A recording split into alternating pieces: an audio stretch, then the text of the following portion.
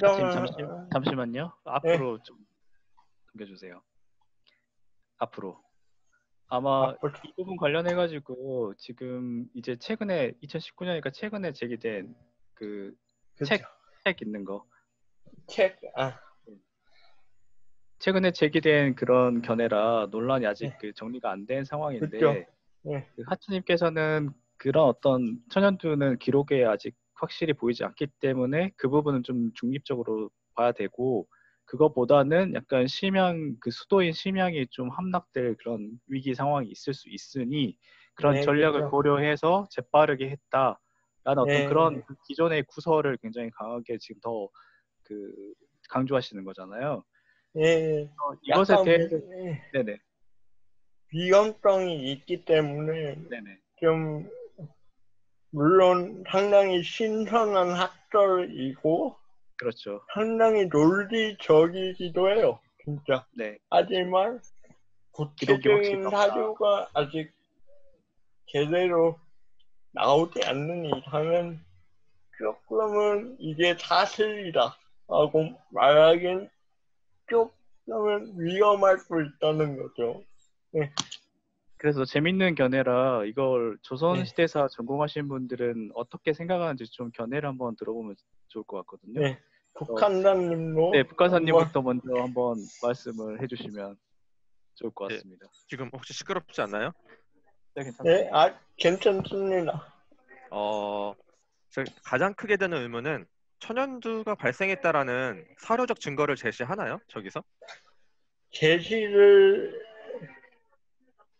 직접적으로는 하지 않습니다. 그러니까 전후 상황을 보건대 이랬다. 약간 요런, 요런 식으로 논리가 전개되기 때문에 거의 유일한 증거가 아까 전에 하치님이 말씀하셨던 최명길이 볼 최명길, 때 예, 중요한 일이 발생했다. 그거 하나인 거죠?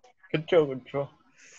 음, 제가 알기로도 이 시기에 천연두가 막 발생해서 조선에서 큰 역경을 겪었다던가 이런 게 이 시기뿐만 아니라 그 앞뒤로도 예, 역병에 관련된 기사는 안 나오는 걸로 알고 있거든요. 예, 그래서 천연두가 진짜로 퍼졌다면은 뭐 천연두가 만주인이랑 뭐 조선인을 가리지 않았을 테니까 예, 조선에도 분명히 그쵸. 퍼져야 되는데 그런 기록이 없었어가지고 요게 재미있는 이론은 맞는데 과연 예, 맞는 이론인지는 아직 저도 딱 이렇게 확언하기가 쉽지가 그쵸. 않네요. 쉽지가 않고 그리고 예를 들어가지고 아까 전후 맥락으로 봤을 때 그랬을 거다라고 했는데 1월 17일을 기준으로 청나라에서 빠르게 강화 협상을 하려고 하고 이제 조선의 항복 조건도 받아들이려고 했다라고 했잖아요.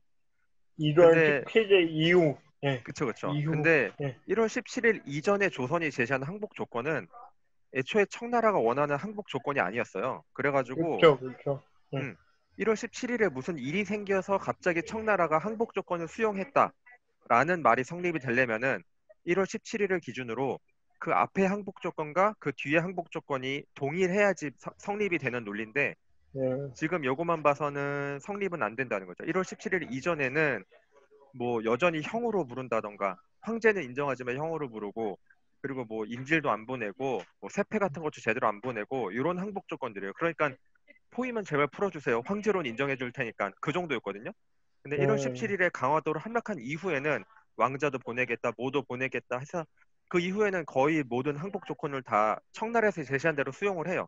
이제 예, 마지막까지 붙었던 게 왕자를 보내냐 안 보내냐, 연호를 쓰냐 안 쓰냐 요 정도였는데 아, 그래서 항복 조건이 1월 17일 이후에 또 극적으로 바뀐 걸 보면은 1월 17일에 천연두라는 요인이 청나라가 항복 조건을 받아들이게 하는 요인이 되었다라고 보기에는 조선 사는 사람 입장에서는 조금은, 예, 조금 논리적으로는 완전히 정합한 건 아닌 것 같다라는 생각이 들기는 합니다. 네. 어떻게 보면은, 이 정겨울안의 이런 전후 상황을 볼 때는 조선 측 입장도 충분히 봐야 되고, 청의 입장도 충분히 봐야 총체적으로 평가가 되는데, 이 이론 같은 경우는 주로 청의 입장에서 좀 많이 서술이 됐고, 게다가 구체적인 증거도 아직은 분명하지 않기 때문에 어디까지나 전후 상황을 기초로 해서 나온 이론이기 때문에 상당히 위험성이 있죠. 근데 저도 제가 옛날부터 알기로는 여기 할 때, 잠시만요. 예. 네, 말씀하십시오. 옛날부터 할 때 의문이긴 했었던 거는 구본진 선생님도 아마 그 부분에 의문을 갖고 얘기해 주신 것 같은데, 청나라가 남한산성을 충분히 유린할 수 있는 상황임에도 불구하고 유린하지 않고 급하게 돌아가는 거는 음, 확실해요. 예. 근데 이제 흔히 그게 말하는 게 아까 하치님이 말한 것처럼 심양으로 돌아가서 준비를 하고 명나라와 일전을 준비해야 된다라고 했는데 제가 잘 몰라서 그런지 몰라도 아무리 찾아봐도 그 시기에 심양으로 급하게 돌아가야 될 정도의 상황은 없었던 걸로 알고 있거든요. 그래가지고 이 청나라가 왜 굳이 남한산성을 유린하지 않은 상태에서 그냥 적당히 항복을 받고 이렇게 돌아갔는지 이거는 저도 늘 갖고 있는 의문이긴 합니다. 근데 만약에 저, 천연두가 하나의 가설로 제시가 된다면은 이제 사료적으로 증명만 음, 된다면 아마 충분히 설득력 있는 가설이 되지 않을까 싶습니다. 정묘호란 같은 경우에는 기록이 있어요. 만주 만문노당이나 만주 사료에 이게 기록이 되어 있어서 그러니까 청군 청군에서 보고가 오거든요. 지금 조선 지역에 마마가 퍼졌다. 약간 이런 식으로 간단히라도 언급이 되거든요. 정묘호란 때는. 네, 정겨울랑 같은 경우는 이런 보고가 없다는 거죠. 예. 예, 다른 구범진 선생님도 좀 그런 게 좀 걸리셨던 것 같아요. 근데 재밌는 거는 정묘호랑 같은 경우에는 그때는 홍타이지가 직접 신경을 한 게 아니거든요. 어, 아마 홍타이지의 사촌이었던 아민이란 사람이 신경을 한 아민이란 사람이 전쟁을 주도했는데 정겨울왕 같은 경우는 아무래도 그 홍타이지가 직접 신경을 했기 때문에 뭔가 천연두 때문에 급하게 도망갔다. 약간 이런 식의 뉘앙스를 줄 수 있을 것 같으니까 사료에서 뺐다. 약간 이런 논리거든요. 근데 저도 확실치가 않는 것 같아요. 그건 진짜. 좀 더 봐야, 좀 더 새로운 사료들이 나와야 되고, 그건. 지금은 좀 이렇다고 얘기하긴 조금은 위험하죠. 네. 수평님은 어떻게 생각하세요? 뭐요? 네. 음, 저는 이쪽 잘 모르긴 한데, 이게 청나라가 갑자기, 태도를 바꾼다거나, 왜 유린을 하지 못했을까라는 점에 대해서는, 뭐, 이쪽 천연두의 주제와는 조금 뭐 다르겠지만, 제가 봤을 때는 어떻게 보면 홍타이지가 칭제를 하고 나서 거의 처음 대규모로 벌인 전쟁 아닌가요? 칭제 이후에? 그렇죠, 그렇죠. 네. 네, 제가 봤을 때는 이제 그 전까지는 그냥 칸이었다가 네. 이제 진정 이제 황제의 의미로서 보여준 첫 전쟁이었고 그 과정에서 어, 조선을 유린한다기보다는 조선의 자발적인 항복을 권하고 그 조선이 자발적으로 나오는 모습을 보고 싶어하지 않았을까. 그럼으로써 뭐 자신의 자비를 드러내기 위해서 조선을 그 남한성을 유린하지 않고 기다렸던 것이 아닌가라는 생각은 했어요. 예, 천연두랑 뭐 제가 봤을 땐 천연두랑은 크게 관련이 없는 것 같아요. 근데 심지어 나무위키에도 이미 올라와 있더라고요. 이 천연두설이. 그렇죠, 그렇죠. 아무튼 좀 그렇게 생각이 들었습니다. 답을 하진 못하겠어요. 네.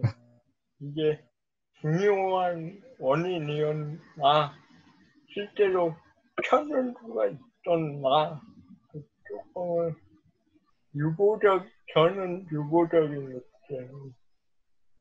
좀 되게 과감한 주장이긴 하죠. 이게 고범준 선생님이 만주어 하실 수 있잖아요.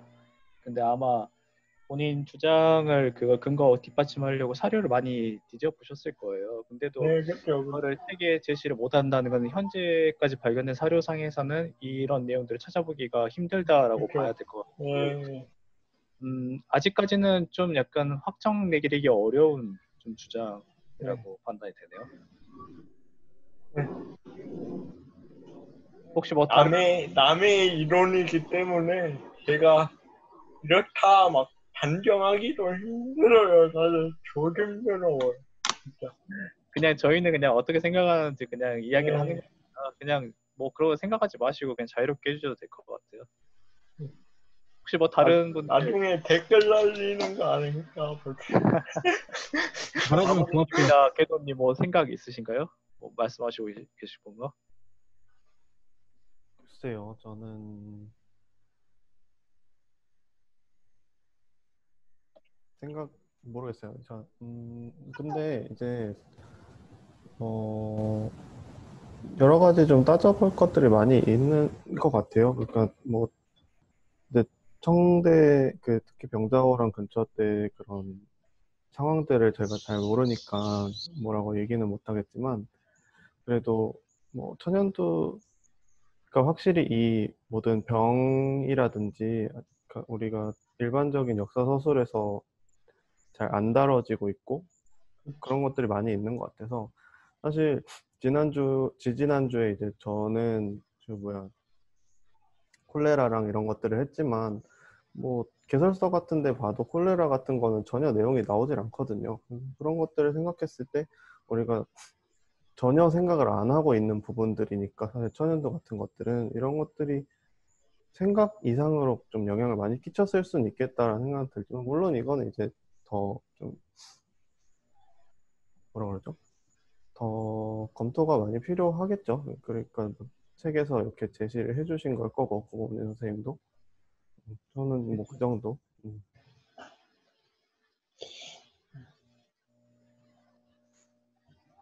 아마 이 연구가 갖는 의미가 기존에는 굉장히 전쟁사나 정치사에서 바라본 그런 문제를 좀 질병의 입장에서 좀 새롭게 본데 좀 큰 의의가 있을 것 같아요. 사람들도 거기에 좀 흥미를 많이 느끼는 것 같고 그래서 현재까지는 이제 약간 확실한 그런 이론이 아니기 때문에 이런 새로운 생각도 있을 수 있구나라는 그 정도의 입장에서 그냥 바라보면 좋을 것 같다는 생각이 합니다. 그럼 계속 진행을 할까요? 저 다만 한 가지 제 병자호란 때 기록들이 뭔가 지워졌다 이런 내용들도 이제 뭐 책에서 어떻게 논지를 쌓으셨는지는 모르겠지만 안 봐서 모르겠지만 이제 다른 쪽의 기록도 그런 식으로 지운 것들이 정황이 드러난다든지 그런 것들을 좀 많이 보강을 해주신다면 조금 더 설득력이 있지 않을까 하는 생각이 들어요. 그렇죠.